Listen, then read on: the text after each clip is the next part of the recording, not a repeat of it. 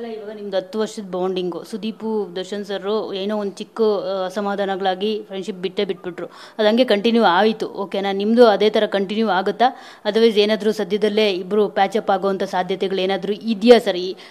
ನನಗೆ ಆ ಕಡೆಯಿಂದ ಏನೂ ಗೊತ್ತಿಲ್ಲ madam. I am always open. Ready, ನಂದೇನು ಪ್ರಾಬ್ಲಮ್ ಇಲ್ಲ. ಸರ್ ಅವರು ಒಂದಷ್ಟು ಜನಕ್ಕೆ ಕಮೆಂಟ್ ಮಾಡಿದ್ರು ಅವ್ರ ಅಭಿಮಾನಿಗಳಿಗೆ ಅಂತ ಕೇಳ್ಬಿಡಿ. ಅಂದರೆ ರಜತಿಂದನೇ ಈ ಥರ ಆಗಿದ್ದು, ಅವ್ರ ಫ್ರೆಂಡ್ಶಿಪ್ ಬಿಟ್ಬಿಡಿ ಅಂತಂದಾಗ ಅದಕ್ಕೆ ಲೈಕ್ ಕೊತ್ತಿದ್ರು ಅಂತ ಹೇಳ್ಬಿಟ್ಟು. ಸೊ ಅದರಿಂದ ನಿಮ್ಗೆ ಏನಾದರೂ ಅಸಮಾಧಾನ ಆಯ್ತು ಅಂದರೆ ಅಭಿಮಾನಿಗಳು ಮಾತು ಕೇಳ್ತಾರಲ್ಲ ವಿನಯ್ ಅವರು ಅಂತ ಹೇಳ್ಬಿಟ್ಟು? ಮೇಡಮ್, ಅಭಿಮಾನಿಗಳು ಮಾತೇ ಕೇಳಬೇಕು. ಆ್ಯಕ್ಚುಲಿ ಕೇಳೋಣ, ತೊಂದರೆ ಇಲ್ಲ. ಬಟ್ ಆದರೆ ನಮ್ಮ ಪರ್ಸ್ನಲ್ ಅನ್ನೋದು ಇರುತ್ತಲ್ವಾ. ಇವಾಗ 11 ವರ್ಷದ ಫ್ರೆಂಡ್ಶಿಪ್ ನಾವು ಮಾಡಿದ್ದೀವಿ ಅಂದಾಗ ಈಚ್ ಇನ್ ಆ್ಯಂಡ್ ಔಟ್ ನನಗೆ ಗೊತ್ತು ವಿನಯ್ ಬಗ್ಗೆ, ವಿನಿಗೆ ನನ್ನ ಬಗ್ಗೆ ಗೊತ್ತು. ಸೊ ಹಂಗಿದ್ದಾಗ ಇದರಲ್ಲಿ ಇಂಟೆನ್ಷನ್ಸು ಏನೂ ಇಲ್ಲ ಕ್ಲಿಯರ್ ಆಗಿ ಅಂತ ವಿನಿಗೂ ಗೊತ್ತು, ನನಗೂ ಗೊತ್ತು. ಆಗಿದೆ ತಪ್ಪು, ಹೌದು, ಒಪ್ಕೊಳ್ಳೋಣ. ಬಟ್ ಆದರೆ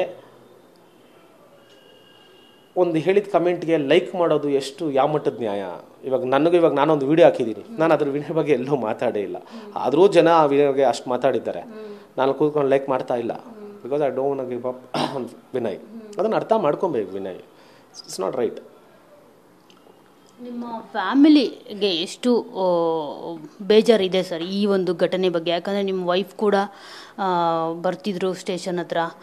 ಸೊ ತುಂಬಾ ಸಪೋರ್ಟ್ ಮಾಡಿದರು ಈ ವಿಷಯದಲ್ಲಿ ನಿಮಗೆ. ಸೊ ಅವ್ರ ಬಗ್ಗೆ ಹೇಳೋದಾದರೆ ಅವ್ರು ಏನಾದರೂ ಬಂದಮೇಲೆ ಹೇಳಿದ್ರಾ?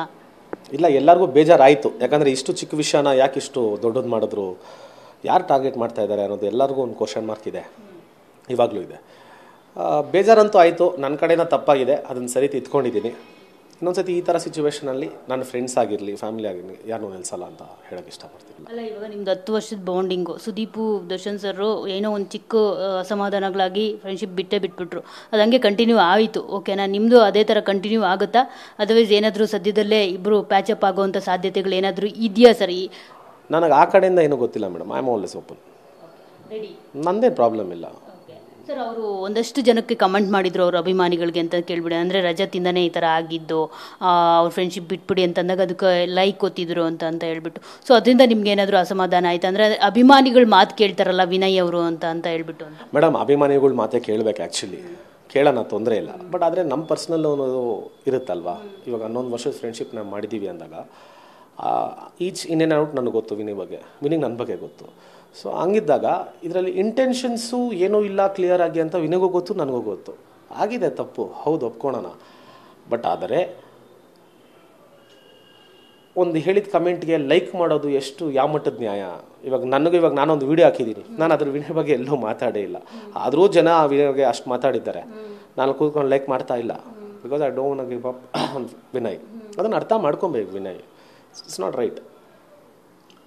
ನಿಮ್ಮ ಫ್ಯಾಮಿಲಿಗೆ ಎಷ್ಟು ಬೇಜಾರಿದೆ ಸರ್ ಈ ಒಂದು ಘಟನೆ ಬಗ್ಗೆ? ಯಾಕಂದರೆ ನಿಮ್ಮ ವೈಫ್ ಕೂಡ ಬರ್ತಿದ್ರು ಸ್ಟೇಷನ್ ಹತ್ರ.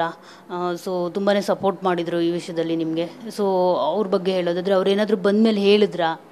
ಇಲ್ಲ, ಎಲ್ಲರಿಗೂ ಬೇಜಾರಾಯಿತು. ಯಾಕಂದರೆ ಇಷ್ಟು ಚಿಕ್ಕ ವಿಷಯನ ಯಾಕೆ ಇಷ್ಟು ದೊಡ್ಡದು ಮಾಡಿದ್ರು, ಯಾರು ಟಾರ್ಗೆಟ್ ಮಾಡ್ತಾ ಇದ್ದಾರೆ ಅನ್ನೋದು ಎಲ್ಲರಿಗೂ ಒಂದು ಕ್ವಶನ್ ಮಾರ್ಕ್ ಇದೆ, ಇವಾಗಲೂ ಇದೆ. ಬೇಜಾರಂತೂ ಆಯಿತು. ನನ್ನ ಕಡೆಯಿಂದ ತಪ್ಪಾಗಿದೆ, ಅದನ್ನು ಸರಿ ತಿದ್ಕೊಂಡಿದ್ದೀನಿ. ಇನ್ನೊಂದ್ಸತಿ ಈ ಥರ ಸಿಚುವೇಷನಲ್ಲಿ ನನ್ನ ಫ್ರೆಂಡ್ಸ್ ಆಗಿರಲಿ, ಫ್ಯಾಮಿಲಿ ಆಗಿರಲಿ, ಯಾರನ್ನೂ ನಿಲ್ಲಿಸಲ್ಲ ಅಂತ ಹೇಳೋಕ್ಕೆ ಇಷ್ಟಪಡ್ತೀನಿ.